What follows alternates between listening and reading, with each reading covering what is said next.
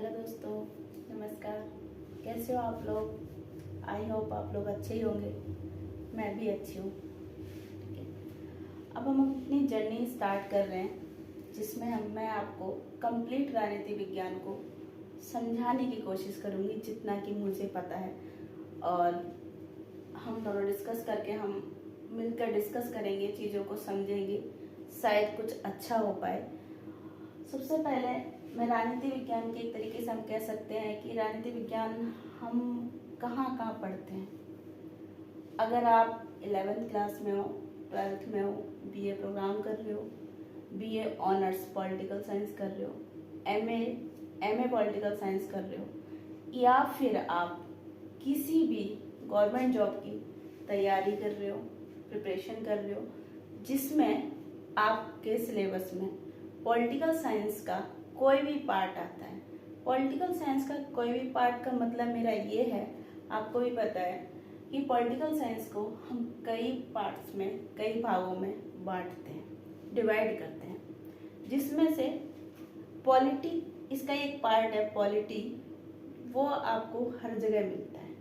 हर जगह मिलने का मतलब आप किसी भी एग्ज़ाम की तैयारी कर लो, चाहे छोटा एग्ज़ाम हो चाहे बड़ा हो, पॉलिटी तो हर जगह आपको 15 से 20 नंबर की देखने को मिलती है। लेकिन पॉलिटिकल साइंस के जो अदर पार्ट हैं वो सिर्फ पॉलिटिकल साइंस के स्टूडेंट्स को ही कवर करने होते हैं। बट मैं आज जो आपको समझाने जा रही हूँ, मैं चाह रही हूँ कि मैं पॉलिटिकल साइंस की आपको प्रत्येक यूनिट समझाऊंगी, लेकिन 1 बाय 1। सबसे पहले स्टार्टिंग हम अपने, अगर मैं पॉलिटिकल साइंस को डिवाइड करती हूँ तो 5 भागों में डिवाइड करते हैं हम पॉलिटिकल साइंस को, जिसमें पॉलिटिकल थ्योरी, जिसे आप राजनीतिक सिद्धांत कहते हैं। उसके बाद राजनीतिक सिद्धांत को करने के बाद वेस्टर्न थिंकर, इंडियन थिंकर, ठीक है, western thinker, Indian thinker, public ad, IR, international relation and comparative politics, जिसे आप तुलनात्मक राजनीति कहते हैं। ये सब पॉलिटिकल साइंस के अलग अलग पार्ट हैं। अब आपको अलग अलग चीज़ें, कोई चीज़ फर्स्ट ईयर में है, कोई यूनिट सेकेंड ईयर में, कुछ यूनिट आपकी अगर पॉलिटिकल थ्योरी समझनी है, स्टार्टिंग कंसेप्ट आपके 11th क्लास से स्टार्ट हो जाते हैं। तो इस तरीके से हम अलग अलग टॉपिक अलग अलग जगह हैं। बट मैं अभी जो स्टार्ट करना है हमें, जो उसमें हम राजनीति विज्ञान में कुछ शब्दावली यूज होती है, छोटी छोटी टर्मोलॉजी यूज होती है, जिस तरीके से आपको किसी भी लैंग्वेज को सीखने के लिए उस लैंग्वेज के वर्ड्स आने चाहिए, उस लैंग्वेज के अल्फ़ाबेट आने चाहिए, वैसे ही आपको राजनीति विज्ञान पढ़ने के लिए राजनीति विज्ञान की कुछ मूलभूत फंडामेंटल टर्मोलॉजी हैं, शब्दावली हैं, उनको वो पता होना चाहिए। ठीक है, तो मैं आपको बहुत स्टार्टिंग से, बिल्कुल बेसिक से, बहुत सारे लोगों को बहुत अच्छे से ये सब चीज़ें आती होंगी, बट मैं उन लोगों के लिए शुरुआत कर रही हूँ जिनको ये चीज़ें पता नहीं है। जिनको पता है अच्छी बात है, उन्हें भी वीडियो सुननी, उन्हें भी मेरा कुछ कंसेप्ट सुनना चाहिए। अगर उन्हें अच्छा लगता है तो बहुत अच्छी बात है, और नहीं अच्छा लगता है तो वो मुझे कुछ सजेशन कर सकते हैं कि हाँ मेरी कहाँ कमी रह गई है। बट सुनना तो सबको ही चाहिए। मेरा मानना है, always good listener, always good speaker, become a good speaker. तो सबसे पहले हम स्टार्ट करते हैं शब्दावली में। बहुत सारी शब्दावली है राजनीति विज्ञान की, हम चाहे उसमें 10 क्लास लगानी पड़े, चाहे 5 क्लास लगे, that is not matter. But मैं पहले शब्दावली क्लियर करूँगी, क्योंकि मेरे बहुत सारे फ्रेंड्स हैं जिन्होंने एमए भी किया है, एमए कर लिया है, ठीक है, आफ्टर ऑल वो एमए में 60% भी लेकर आ गए, लेकिन उनको बहुत सारी शब्दावली का मीनिंग नहीं पता। जैसे कि हम स्टार्ट करेंगे उदारवाद, नव उदारवाद, मार्क्सवाद, नव मार्क्सवाद, ठीक है, आधुनिकवाद, आधुनिकतावाद, वैश्वीकरण, बहुत सारी चीज़ें हैं जो हम एक एक करके सारी शब्दावली को जानेंगे। आज मेरा विचार है ज़्यादा छोटे छोटे करके, मैं छोटे छोटे टॉपिक्स में मैं डिवाइड करने की सोचा है मैंने। तो आज मैं स्टार्ट करती हूँ अपने राजनीति विज्ञान में। सबसे पहले उदारवाद। अगर हम उदारवाद की बात करते हैं, उदारवाद, मैं ये नहीं कह सकती कि राजनीति विज्ञान की स्टार्टिंग यहाँ से है। राजनीति विज्ञान की स्टार्टिंग के और भी बहुत सारे शब्द हैं, बट मैं शब्दावली स्टार्ट कर रही हूँ। और शब्दावली में मुझे ऐसा लगा कि उदारवाद एक पॉलिटिकल साइंस के बच्चे ने या इवन दैट कोई अदर स्ट्रीम से भी है, उसने भी उदारवाद को बहुत अच्छे से सुना है। तो मेरा मतलब है कि जैसा कि हम टीचिंग में पढ़ते हैं, एक हमारा मतलब सूत्र होता है कि हाउ टू टीच, तो सरल से कठिन की ओर। तो उदारवाद सबने सुना है, नॉन टू अननोन सबने सुना है, तो मैं वहाँ से स्टार्टिंग कर रही हूँ जिसको हमें पता है, और फिर धीरे धीरे सारी शब्दावली को कवर करेंगे। सबसे पहले हम स्टार्ट करते हैं उदारवाद। उदारवाद एक विचारधारा है। सबसे पहले आपको क्या समझना है कि उदारवाद क्या है। उदारवाद कोई मतलब कुछ किसी का नाम नहीं है, कुछ वो नहीं है, एक विचारधारा है। विचारधारा क्या होती है? जो हमारे मन में जो कंसेप्ट आया, जो विचार आया, और वो लोग जब सभी लोग फॉलो करने लगते हैं तो वो विचार को विचारधारा में आप कन्वर्ट कर देते हो, वो विचारधारा कहलाती है। उदारवाद एक विचारधारा है, ठीक है। इसको अंग्रेजी में लिबरलिज्म कहते हैं। लिबरल वर्ड अपने आप में ही बता रहा है क्या? स्वतंत्रता।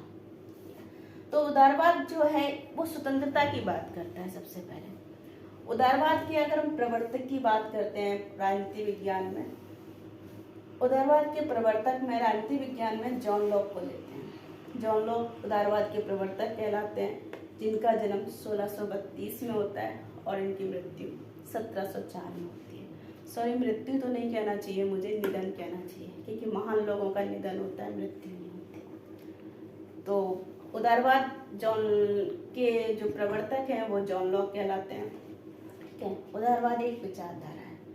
ये किस तरह की विचारधारा है? ये कहती है कि तानाशाही समाज है, जो विचारधारा है, समाज में जो कट्टरता है, मतलब तानाशाही चीजें है ना, उनके पूरी तरीके से विरोध करता है। उदारवादी विचारक तानाशाही विचारधारा का पूरी तरीके से विरोध करते हैं। तानाशाही विचारधारा का विरोध करते हैं तो ये अपनाते किसको हैं?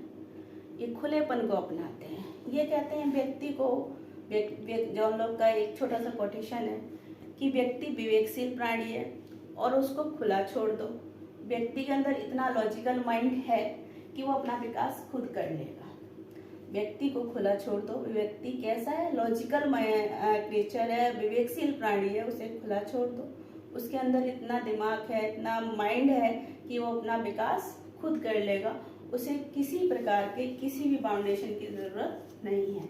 बट आगे चल के आपको पता है हर चीज का कंट्रास्ट होता है। उदारवाद का नवोदारवाद आया तो उसमें कुछ बदलता भी है, बदलाव भी होता है, ठीक है। अगर हम पूरी तरीके से खुला व्यक्ति को किसी तरह का कोई बाउंडिंग नहीं लगाएंगे तो उसकी भी कुछ प्रॉब्लम्स खड़ी हो जाएंगी। तो फिर और विचारधाराओं का जन्म होता है, वो हम 1 बाय 1 पढ़ेंगे। फिलहाल हम उदारवाद को समझने की कोशिश कर रहे हैं। अभी तक मैंने आपको क्या बताया कि उदारवाद के जो प्रवर्तक हैं वो जॉन लॉक है, ठीक है, जिनका जन्म 1632 में होता है और जिनका निधन 1704 में होता है। कितना आपको समझ में आ गया? उदारवाद एक विचारधारा है जिसका जो विचारधारा कैसी है, जो खुलेपन का समर्थन करती है। क्या कहती है? व्यक्ति को खुला छोड़ दो, किसी तरह का कोई फाउंडेशन बंधन नहीं होना चाहिए व्यक्ति पर। व्यक्ति एक लॉजिकल माइंडेड व्यक्ति है, मतलब लॉजिकल प्राणी है, क्रीचर है, वो अपना खुद तरक्शील व्यक्ति है, वो अपना खुद विकास कर लेगा, ठीक है। अभी तक हमने इतना पढ़ा। खुलेपन का समर्थन करती है तो ये सिंपल सी बात है, ये जो मतलब बाउंडिंग होती है उसका क्या करते हैं?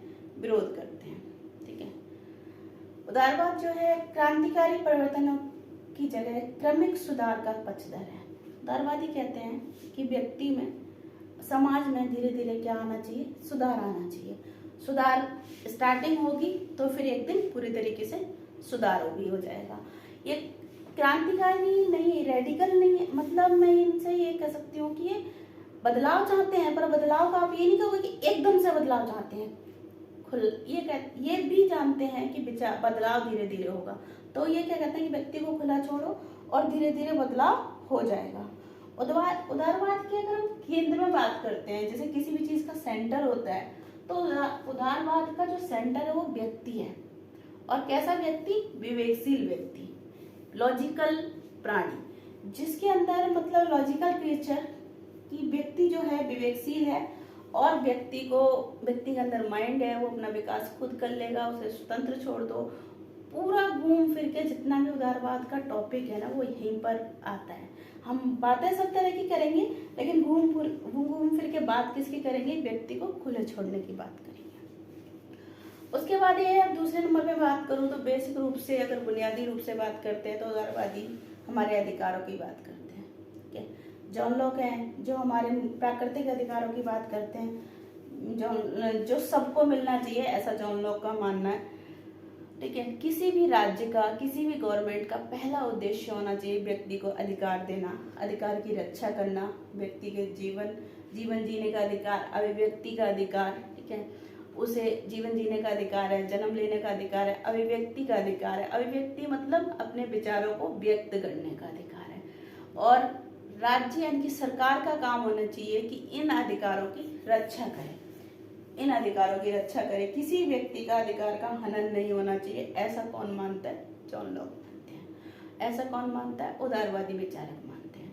उदारवादी विचारक क्या मानते हैं? कि व्यक्ति को स्वतंत्र छोड़ दो, वो अपना विकास खुद कर लेगा, वो लॉजिकल माइंडेड व्यक्ति है। लेकिन राज्य जो है, राज्य का काम क्या है? उदारवादियों के अनुसार राज्य का काम है व्यक्ति के अधिकारों की रक्षा करना। तो सबसे पहले आपने ये समझा कि उदारवाद क्या है, उदारवाद क्या है, और उदारवाद को, ठीक है, उदारवाद में हमने अभी जाना कि उदारवाद अधिकारों की बात करता है। अधिकारों में भी राज्य का काम है व्यक्ति को खुला छोड़ देना है, ऐसा उदारवादियों का मानना है। व्यक्ति को स्वतंत्र छोड़ दो, अपना विकास खुद कर लेगी। ठीक है, फिर वहाँ पे गवर्नमेंट का क्या काम होता है, राज्य का क्या काम होता है? गवर्नमेंट या राज्य एक ही, आपको पता है, पॉलिटिकल साइंस के जितने भी स्टूडेंट्स हैं उनको पता होना चाहिए बेटा कि राजनीतिक विज्ञान में अगर हम गवर्नमेंट की बात कर रहे हैं या राज्य की बात कर रहे हैं, दोनों पैरेलल चीजें हैं इस एक तरीके से। ठीक है, राज्य की पर्टिकुलर डेफिनेशन है, लेकिन राज्य का एक अंग, एक पार्ट है गवर्नमेंट। तो हम आम भाषा में सरकार, मतलब पॉलिटिकल साइंस में अगर हम राज्य या सरकार वर्ड यूज करें तो आपको समझना चाहिए कि राज्य की बात हो रही है। और राज्य किसे कहा जाता है? एक कंट्री को कहा जाता है, ना कि यूपी बिहार को कहा जाएगा।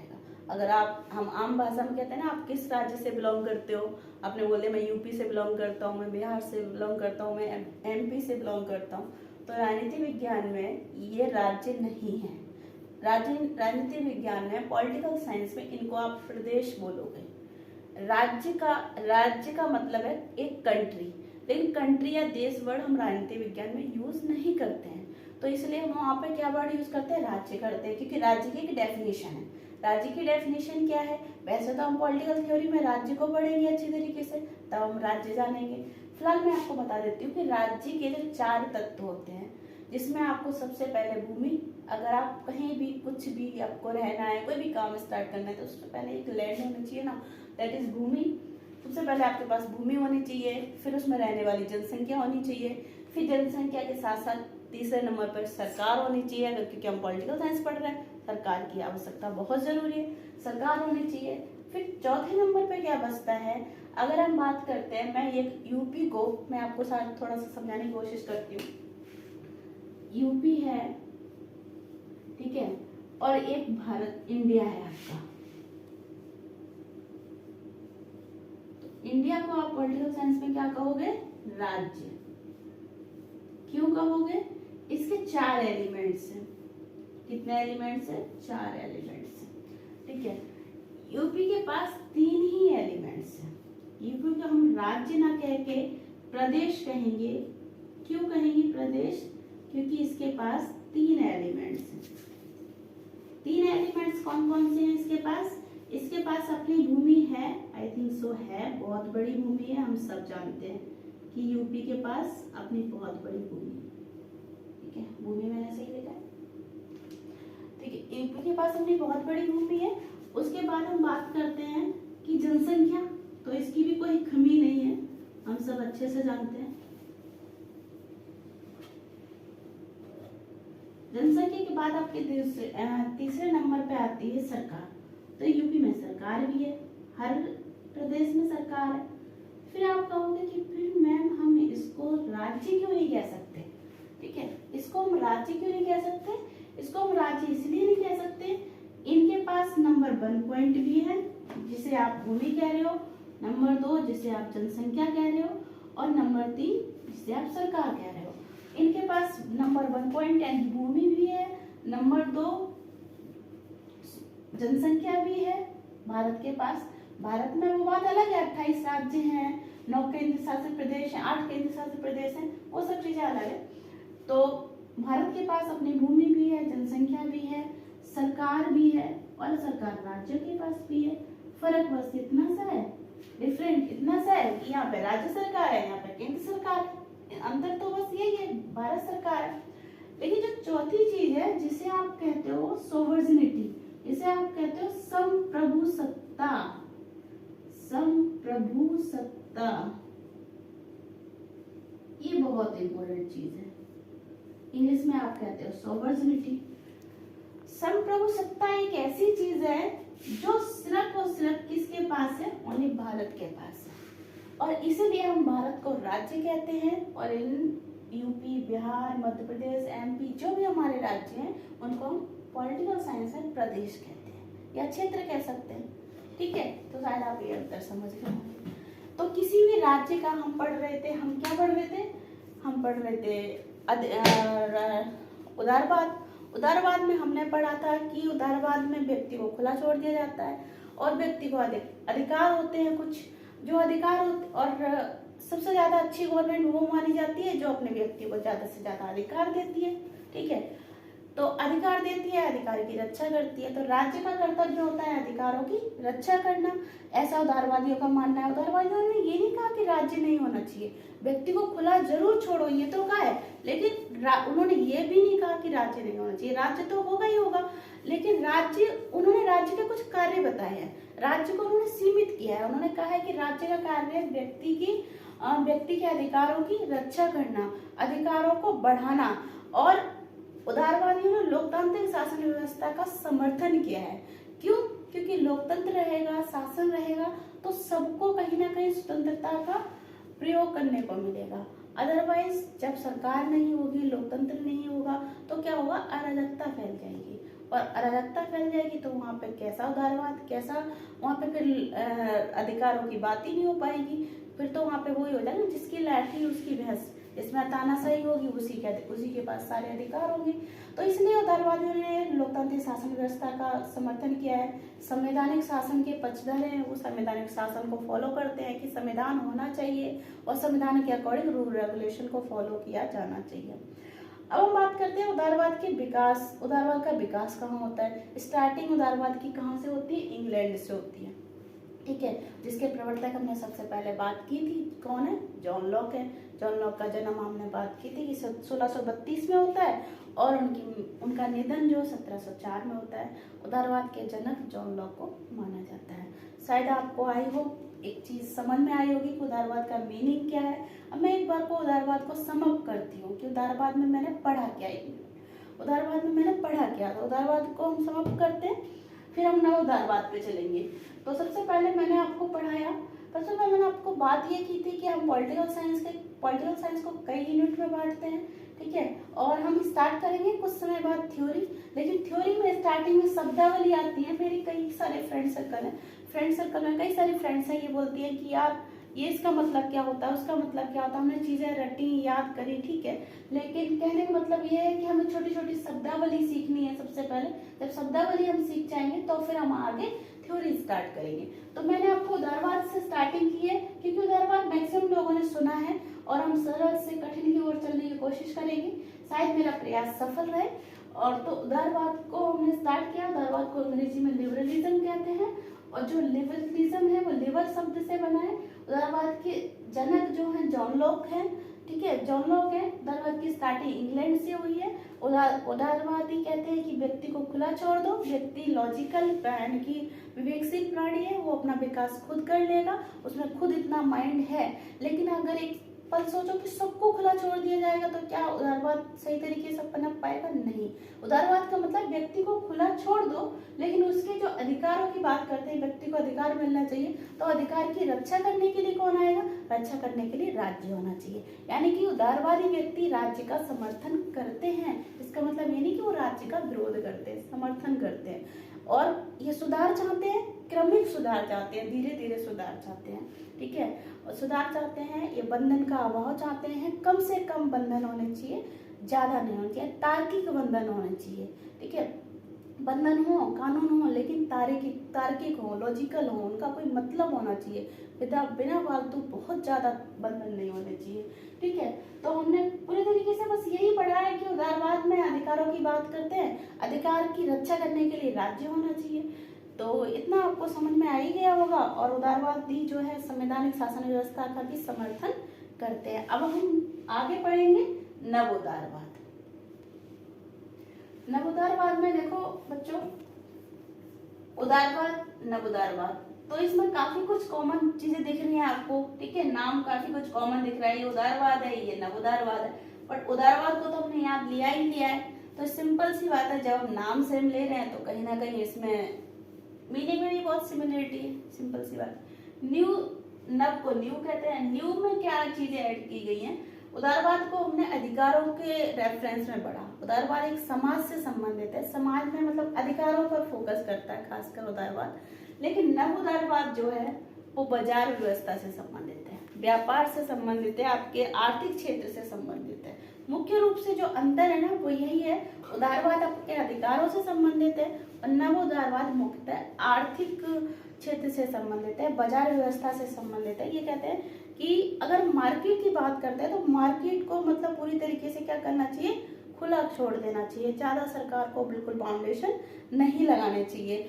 तो नव उदारवाद में मुख्यतः बाजार से संबंधित बातें कही जाती हैं और इसमें सरकार को बाजार में बाउंडेशन नहीं लगाना चाहिए। का मतलब क्या है कि अधिक से अधिक टैक्स वगैरह नहीं लगाने चाहिए, व्यक्ति को स्वतंत्र छोड़ो जिससे व्यक्ति अपना व्यापार एकदम अच्छे तरीके से मन से कर सके। उसे ऐसा ना लगे यार मैं ये काम करूंगा तो इतना टैक्स देना पड़ेगा, ये करूंगा तो ये करना पड़ेगा। जब ऐसा लगता है तो कोई व्यक्ति उतना डेवलपमेंट नहीं कर पाता, ऐसा नव उदारवादी विचारकों का मानना है। उन्होंने कहा है कि बाजार में अधिकतम स्वतंत्रता मिलनी चाहिए, बाजार में किसी तरह का कोई बाउंडेशन बंधन नहीं होना चाहिए, सरकार को नियंत्रण मुक्त व्यवस्था बनानी चाहिए, कम से कम नियंत्रण रखने चाहिए, कम से कम रूल रेगुलेशन बनानी चाहिए बाजार से संबंधित।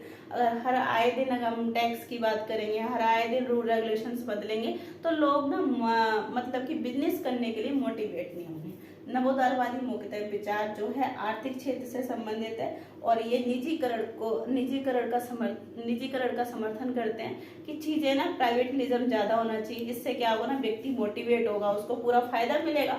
आपको पता ही कि मतलब निजीकरण में क्या है, व्यक्ति को प्रॉफिट मिलता है, तो वो कहते हैं निजीकरण को ज्यादा समर्थन करते हैं नवोदारवादी बाजार में, और व्यक्ति को ज्यादा से ज्यादा खुला छोड़ देना चाहिए। खुला छोड़ने का मतलब यहाँ पे नवोदारवादी में ये है कि व्यक्ति पर रूल रेगुलेशन टैक्स वगैरह कम से कम होना चाहिए, जिससे व्यक्ति क्या करेगा, मतलब ज्यादा से ज्यादा बिजनेस स्टार्ट करेगा तो ज्यादा से ज्यादा विकास करेगा और उसका प्रॉफिट उसको खुद को मिलेगा। नवोदारवादी विचारक कहते हैं कि ऐसा राज्य हो जिसमें निजीकरण व्यवस्था को, प्राइवेटलिज्म को ज्यादा समर्थन दिया जाए और उसमें रूल रेगुलेशंस कम हो, जिससे व्यक्ति का बिजनेस करने के लिए मोटिवेट रहे। ठीक है, तो उदारवाद और नव उदारवाद में बेसिक रूप से अंतर यही है। उदारवाद जो है आपका अधिकारों की बात करता है, समाज से संबंधित है। नव उदारवाद में भी आप समाज तो लेते ही लेते हैं, लेकिन वहां पे मार्केट की बात होती है, बाजार अर्थव्यवस्था की बात होती है। मुख्य रूप से ये अंतर है। अगर हम बात करते हैं कि नव उदारवादी के जो है विचारक है, तो अगस्त हैक है, मिल्टन फ्रीडमैन है, ये सब रॉबर्ट नोजिक हैं, ये मुख्य रूप से नव उदारवादी विचारक हैं।